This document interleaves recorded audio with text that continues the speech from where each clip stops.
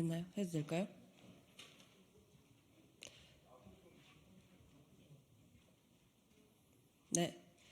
네, 지금부터 새로운 선택의 조세개혁 방안 발표 기자회견을 시작하도록 하겠습니다. 바로 시작하도록 하겠습니다.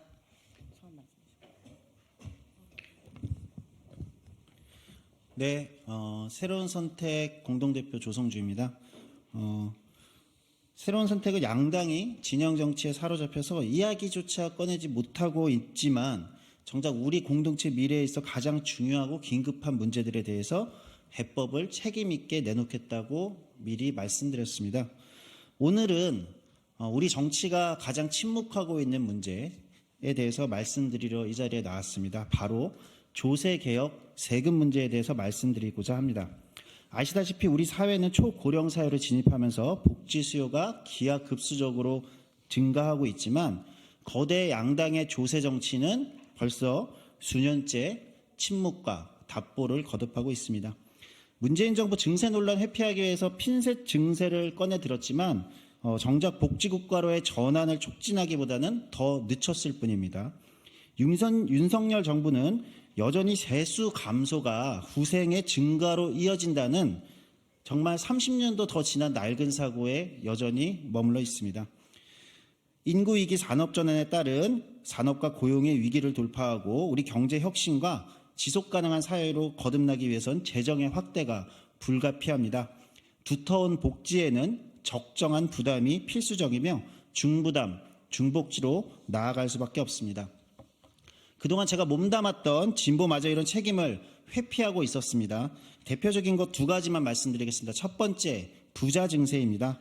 올해로 민주노동당이 원내에 진출한 지 20년째인데 당시 구호가 부자에게 세금을, 서민에게 복지를 이었습니다.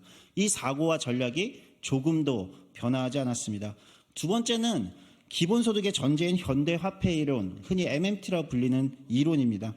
일단 정부가 돈을 찍어내기만 하면 복지재정은 걱정 안 해도 된다는 환상에 집착하고 있습니다. 그러나 어떤 사례를 보아도 부자만의 증세나 정부의 무제한적인 재정 확대로 복지국가로 나아갈 수 없습니다. 재정의 확대를 위해서 연대의 원리에 기초한 부담 확대가 필수적이고 노동자들 또한 소득 수준에 따라 기여하는 것이 맞습니다. 이미 민주노총이나 한국노총 주요 사업장 조합원들의 소득상이 10% 안에 들어가 있습니다. 이들부터 세금을 더 내는 결단을 해야 합니다. 누진적 조세 체계가 설득력 있게 마련될 수 있기 위해서입니다. 진보 정당들 역시 금기시하고 있는데요. 초고소득층이나 자산가에 대한 부자 증세만을 주장하고 있는 것입니다. 오늘 대담한 제안을 그래서 드리려고 합니다. 다소 논쟁적일 수 있지만 더 논쟁적인 토론을 해보고 싶습니다. 재분배 효과는 적고 상징적인 성격만 강한 상속세와 증여세는 대폭 현실화하자. 그리고 소득세는 공제제도를 대폭 축소하는 등 정비해서 소비세 역시 OECD 평균 수준으로 중장기적으로 높여가자는 제안입니다. 그래야 지속가능한 복지재정을 확보할 수 있습니다.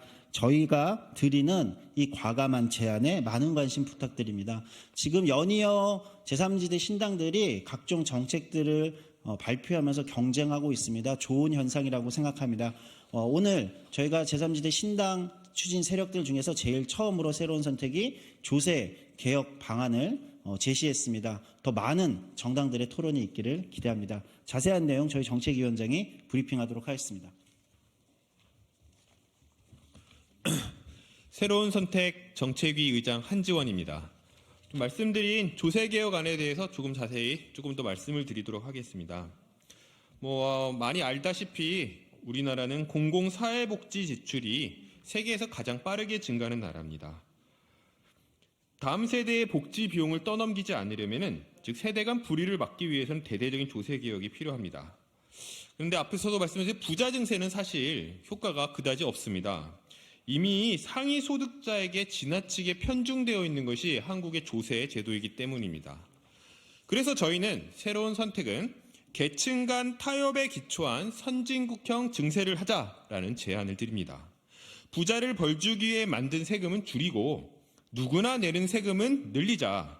공평한 세금 체계에서 상위 소득 계층이 복지 재정에 좀 더 기여할 수 있는 구조를 만들어 보자는 제안입니다. 다음 4가지 조세 개혁을 단행해 보려 합니다. 첫째는 상속 증여세를 현실화하는 겁니다. 고도 성장기를 거쳐온 베이비붐 세대가 자산을 후손에 상속 증여하는 시기가 됐습니다. 과세 인원을 봐도 20년 전에 비해서 10배 가까이 늘었습니다. 고령화 시대 이제 상속 증여 문제는 소수 부자만의 이야기가 아닙니다. 중산층 상당수와 관련됩니다. 특히 주택이 문제인데요. 최근 대도시 아파트 가격이 폭등하면서 서울 아파트의 경우 평균 가격이 13억 원이 넘어섰습니다. 과세 표준 구간으로 보면 세율이 40%죠. 50% 되는 아파트도 부지기수입니다. 새로운 선택은 서울 아파트 가격 이하의 재산에 대해서는 상속 증여세를 면제하자라는 제안을 드립니다. 집 한 채 물려주는 건 평범한 중산층에 과하지 않은 바람입니다. 사회적 상식으로 보아도 수억 원의 세금을 물린 일은 아니라고 생각합니다. 기업 지분 상속 증여에 대해서도 최고 세율을 50%에서 25%로 낮추겠습니다. 소액 주주의 권리 확대와 기업 지배 구조를 더 투명하게 만드는 계획을 전제로 한다면 기업 지분 상속 증여의 각종 꼼수와 편법을 오히려 해결할 수 있을 것으로 봅니다. 둘째, 소득세를 대대적으로 개혁하겠습니다. 우리나라가 다른 선진국에 비해 조세 부담률이 낮은 핵심 원인은 소득세가 작기 때문입니다. 명목 세율이 낮아서는 아닙니다. 최고 세율을 높이자는 주장에는 별로 근거가 없는데요. OECD 최상위권에 속합니다. 문제는 각종 공제를 제외하고 실제로 내는 세금, 즉 실효세율이 낮다는 겁니다. 납세 대상자 50% 가까이가 소득세 실효세율이 사실상 제로입니다. 90%로 범위를 넓혀도 실효세율이 2%에 불과합니다. 이렇게 바닥이 낮다 보니 사실 상위 계층도 세율이 낮을 수밖에 없는데요. 따라서 OECD 평균에 근접하는 건 공제 범위가 상대적으로 적은 상위 0.1% 초고소득자 정도만 실제로 OECD와 비슷한 수준의 세금을 내고 있을 정도입니다. 새로운 선택은 각종 공제 제도를 대대적으로 정비하고 축소하겠습니다. 명목세율과 실효세율 사이 간극을 좁혀서 GDP 대비 소득세 비중을 OECD 평균인 8%, 현재는 6%인데요. 정도로 높이겠습니다. 2022년 기준으로 보면 약 40조 원을 소득세에서 더 확보하는 것입니다. 소득세가 공평해지면 세원은 넓어지고 실효세율도 자연스럽게 올라갑니다. 누진과세의 특성상 하위 계층의 세금이 늘면 상위 계층의 세금도 증가합니다. 액수는 상위 구간이 더 크게 늘어납니다. 세 번째로 마이너스 소득세를 도입하겠습니다. 마이너스 소득세는 기준소득 이하의 납세자에게 마이너스로 소득세, 즉 현금을 지원하는 제도입니다. 우리나라에서는 현재 근로장려세제란 이름으로 마이너스 소득세가 일부 구현되어 있는데요. 2022년 현재 근로장려세제를 받는 가구는 420만 가구, 액수로는 약 4조 7천억 원에 이릅니다. 현재는 임금 노동자만이 아니라 자영업자까지 포괄하고 있습니다. 하지만 평균 지급액은 1년에 110만 원 정도로 상당히 작은 편입니다. 마이너스 소득세는 특히 고령층 가구와 청년층 가구에 도움이 됩니다. 실제 봐도 근로소득세제 수령자를 보면 60세 이상 가구가 130만 가구에 이릅니다. 수령자가 30세 미만인 가구도 120만 가구에 달하는데요.